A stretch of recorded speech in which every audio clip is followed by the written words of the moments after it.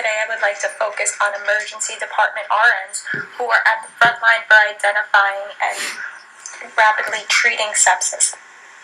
This slideshow covers the risk factors for sepsis in the elderly patient, along with how sepsis affects all the body systems in these patients. I will also be discussing modifiable and non-modifiable risk factors of sepsis, along with primary, secondary, and tertiary treatment plans. So what is sepsis? Sepsis is defined as an inflammatory response when bacteria or toxins leave the source of an infection and they enter the bloodstream, causing the human body to go into organ failure, septic shock, or even death. Patients who come in with signs and symptoms of infection, such as pneumonia, urinary tract infections, fevers, are at a risk for septicemia, especially when they're above the age of 65. So there are several ways to identify sepsis in an elderly patient. Patients who come into the emergency room who have hypotension and tachycardia, they have a fever or they're hypothermic, they have an increased lactate level, or they're showing signs and symptoms of infection such as an infected wound, painful urination, they're coughing. If they have two or more of these symptoms, they should be considered to be septic. And it's important that this is done initially when the patients come into the emergency department so we can rapidly start treatment. Sepsis should be treated with a rapid administration of intravenous fluids, IV antibiotics, antipyretics, hypothermic or a hypothermic blanket. This is in case the patients aren't responding to antipyretics, which is very common. Blood culture should also be obtained before administration of antibiotics. Most hospitals have policies where the antibiotics must be started within a certain time frame after the blood cultures in order for proper treatment. So, the elderly human body in patients who are older than 65 years old generally is different than a patient coming in who's 18. These patients have altered immune functions. They have a decreased T lymphocyte level, which research says that T lymphocytes are almost eradicated by the time patients are 60 years of age. They have a decreased level of functioning, meaning they're not as mobile anymore, which can also slow things down. They have a decreased muscle mass, which places these patients at an increased risk for rhabdomyolysis. The diaphragm is also a muscle, so this also can affect breathing, which can also put the patients more at risk for pneumonia. Patients are also at an increased risk for internal devices, including Foley catheters, PICC lines, tracheostomies, PEG tubes. These internal devices put patients at a higher risk for infection. And patients also have a decreased vital capacity, meaning sometimes it's harder for them to regain homeostasis when they're very ill. Okay, so we're also going to be discussing how sepsis affects the body systems in the elderly patient and the body system's response to septicemia. The systems we will be going over today are cardiovascular, respiratory, the gastrointestinal system, the musculoskeletal system, endocrine, neurovascular, the urinary system, the hematopoietic system, and the reproductive system as well. So the first system I'm going to be going over today is the cardiovascular system. Sepsis can cause a dysfunction in this system by causing patients to be hypotensive, tachycardic. Since patients aren't perfusing correctly, they will have a decreased capillary refill and mottling. Even though the tachycardia could be caused by the patient's fever and septicemia, the tachycardia is putting extreme strain on the heart, and the body isn't being adequately perfused because the patient is hypotensive. So patients who are sepsis, you want to do continuous cardiac monitoring. You want to monitor their blood pressures minimum Q5 to Q15 minutes. You want to give them intravenous fluids. If the intravenous fluids aren't working, you can consider vasopressors such as Levophed or dopamine. You also want to consider arterial monitoring. Also positioning for these patients. If patients are hypotensive, you can put them in a reverse Trendelenburg if their oxygen saturation isn't okay. This would help decrease some of the mottling, and it'll help perfuse the primary organs. It'll also put less strain on the heart. Okay, so the respiratory system. Elderly patients have a changing respiratory system. Their diaphragm is weaker because their muscle mass is decreasing, which can cause them to be unable to clear secretions, which puts them at an increased risk for pneumonia. They're also unable to feel dyspneic, meaning that they're unable to feel shortness of breath all the time, which can cause their oxygen saturations to be lower. Since they're unable to clear secretions, it can lead to pneumonia. Patients with pneumonia can become septic if the bacteria from the lungs translocates from the air spaces into the patient's bloodstream. Elderly patients are at increased risk for pneumonia if they're frequently hospitalized and they get community-acquired pneumonia, if they're a smoker, or if they have COPD or other cancers.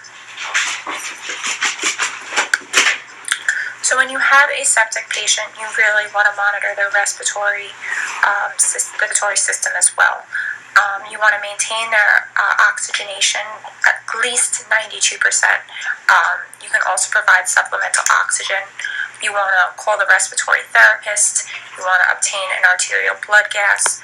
If pneumonia is the cause of the sepsis, you want to obtain a sputum culture.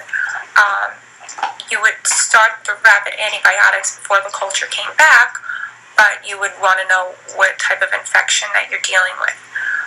If the patient's wheezing or if they have bronchi, you can administer breathing treatments and steroids as ordered by the physician.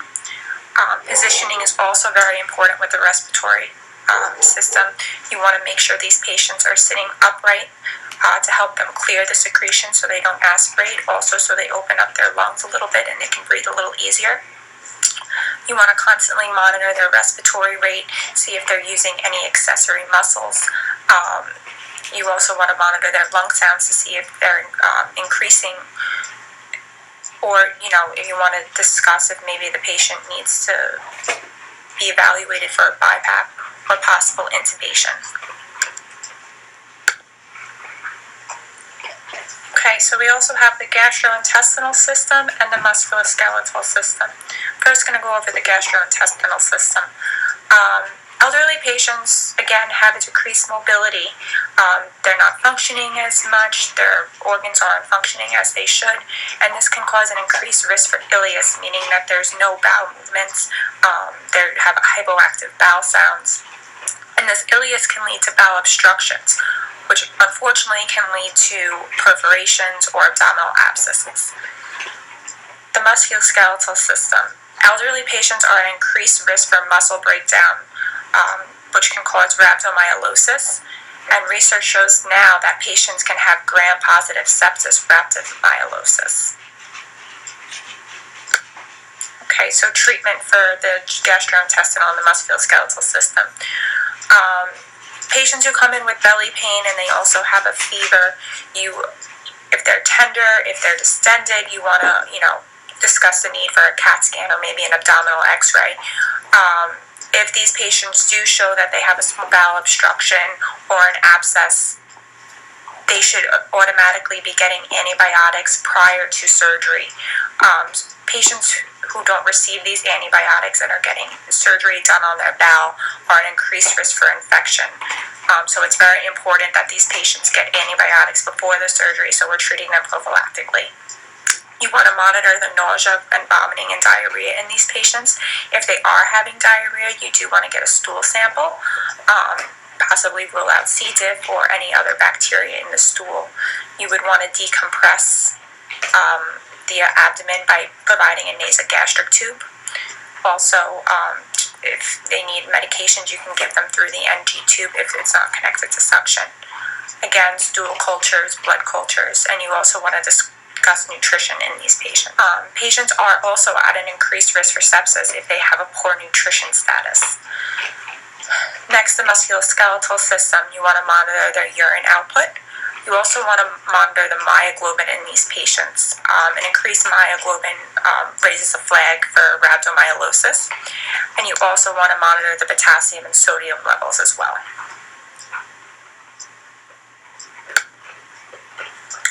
The endocrine system.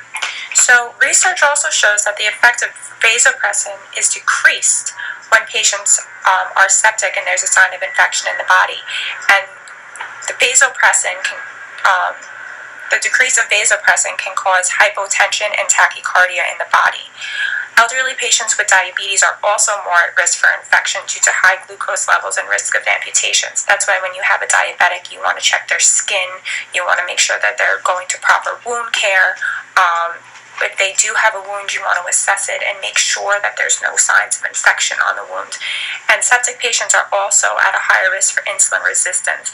Insulin resistance is when your body is still secreting insulin, but it's not responsive to the high glucose level.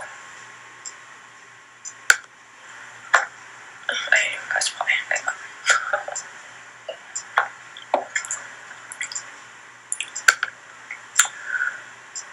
Okay, so for treatment for sepsis with the endocrine system, you want to monitor the glucose levels, make sure that they're not hyperglycemic or hypoglycemic.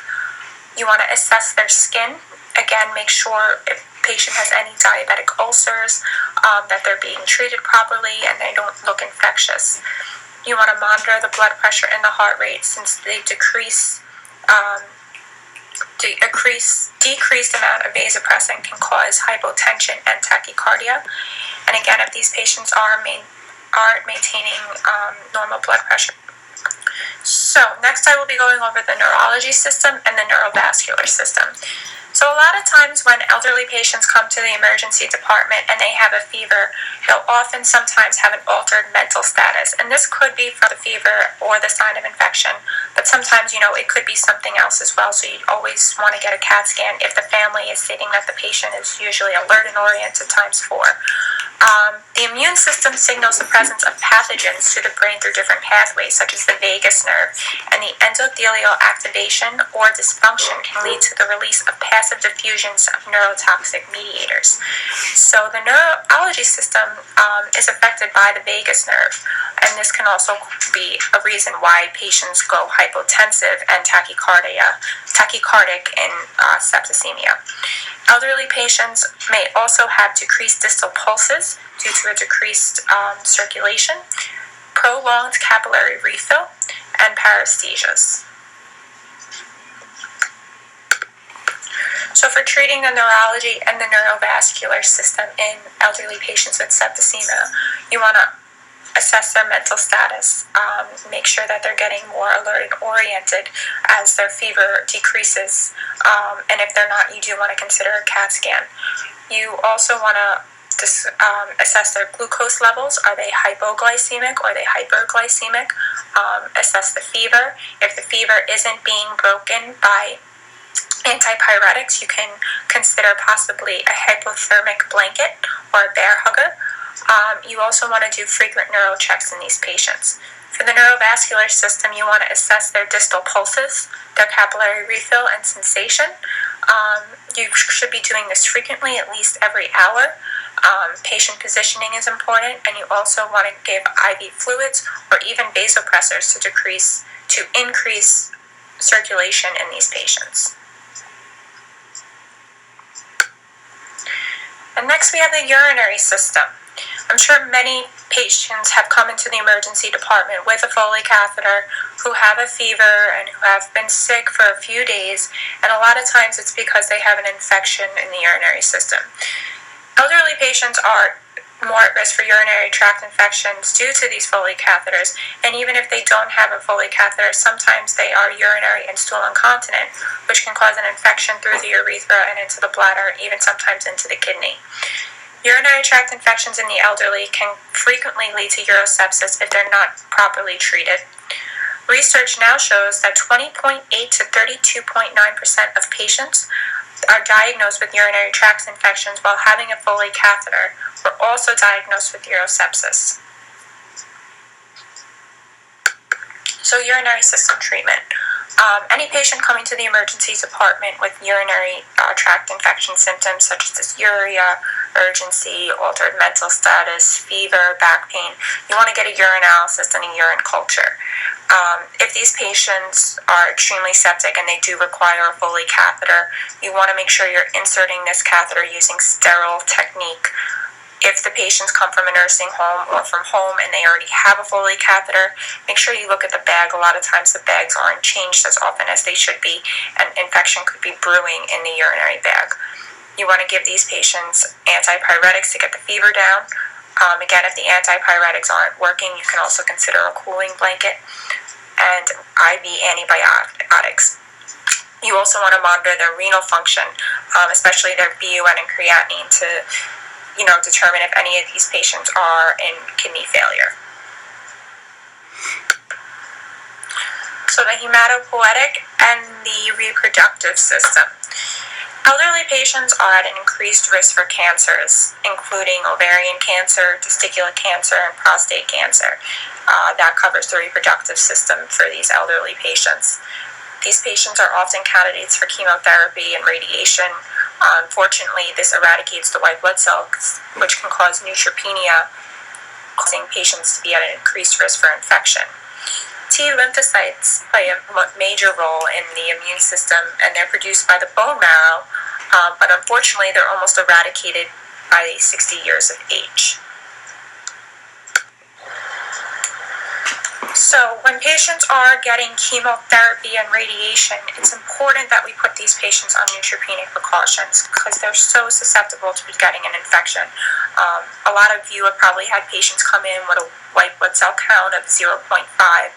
Even if they tell you they're on chemotherapy, they should be put on neutropenic precautions because if these patients become sepsis, they have no immune system to help fight the septicemia. You want to wear personal protective equipment. You can even give the mask even if they're in an isolation room. You want to do frequent hand washing. You want to monitor their white blood cell count. Patients who are also getting chemotherapy sometimes will even get a stem cell transplant.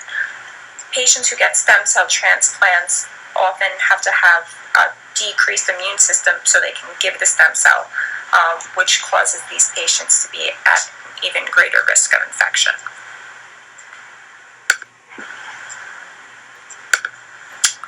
So now that I reviewed all the system, I'm going to be going over non-modifiable risk factors in the elderly patient.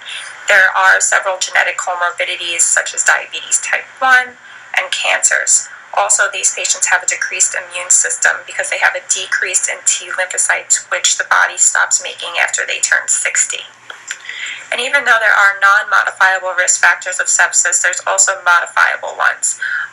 You can discuss cigarette and alcohol use in these patients. Patients who are still smoking cigarettes are at an increased risk for pneumonia and COPD, which eventually can lead to sepsis. You can offer them a smoking cessation program. Some patients are not up to date with their vaccinations, such as the flu vaccine or the pneumonia vaccine. It would be important to discuss with these patients the importance of getting those vaccinations in order to maintain a healthy lifestyle. Again, they have a decreased health education. This could be non-compliance with medications. They're not following up with their doctor's appointments. If they're diabetic and they have a wound, they might not know how to properly care for it. And if they're not properly caring for their infection can lead to septicemia if it gets into the bloodstream. A poor diet can also cause infection. And it's very, again, important for patients to be compliant with their medications and their healthcare visits. So finally, we're going to be discussing the prevention of sepsis in the elderly patient. And although elderly patients don't always plan on getting an infection, sometimes, unfortunately, this infection can lead to sepsis. So it's important to properly teach them how to identify an infection before it turns into sepsis. Primary prevention for these patients would be screening, such as discussing the risk factors for getting an infection. These risk factors in elderly patients include diabetes, cancers, especially if they're getting chemo and radiation, patients who are having respiratory complaints and they have COPD are also at an increased risk for pneumonia, which can lead to septicemia. Patients who have indwelling urinary catheters are also at an increased risk for urosepsis. Secondary prevention would be an early diagnosis of the infection. This would be seeing that a patient has an infection and properly treating it before it turns into signs and symptoms of septicemia. Tertiary prevention would be managing these symptoms, such as if a patient comes in with septicemia, you want to properly identify the treatment goals for these patients, such as IV fluids, vasopressors, rapid IV antibiotics, and then eventually you want to help these patients rehabilitate. So there are several technological devices that we can use at work in order to monitor these patients with sepsis. The first thing we can use to monitor them is an arterial line, especially if they're severely hypotensive and they have a central line giving them vasopressors. The arterial line will directly monitor their blood pressure through the artery. So this will give you an accurate level of their blood pressure. If you don't have an arterial line, you also set the monitors up to automatic blood pressures. I would take the blood pressures minimum 5 to every 15 minutes in order to make sure the patient is properly perfusing.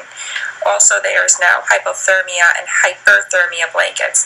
If a patient has a fever that's not being properly treated with antipyretics, you can put them on one of these blankets that'll help bring the temperature down. There's a rectal probe that goes into their rectum that automatically tells you their temperature. Same thing if they're hypothermic, you can give them a hyperthermia blanket to help rewarm them. Again, the rectal probe goes through the rectum and it automatically tells you their temperature. So this is the concept map discussing the treatment plan and priority assessments for a elderly patient coming in with septicemia. The concept map shows the plan for a patient undergoing sepsis. Patients with septicemia are usually febrile or hypothermic, hypotensive, and tachycardic. Guidelines show that patients with any two of the above symptoms should be tagged for sepsis, and treatment should begin aggressively with rapid fluid administration and intravenous antibiotics. It is also necessary to provide education to these patients in regards to vaccinations, risk for infections, and smoking cessation. If healthcare providers are able to educate their patients about sepsis before it begins, the mortality rate of sepsis may decrease.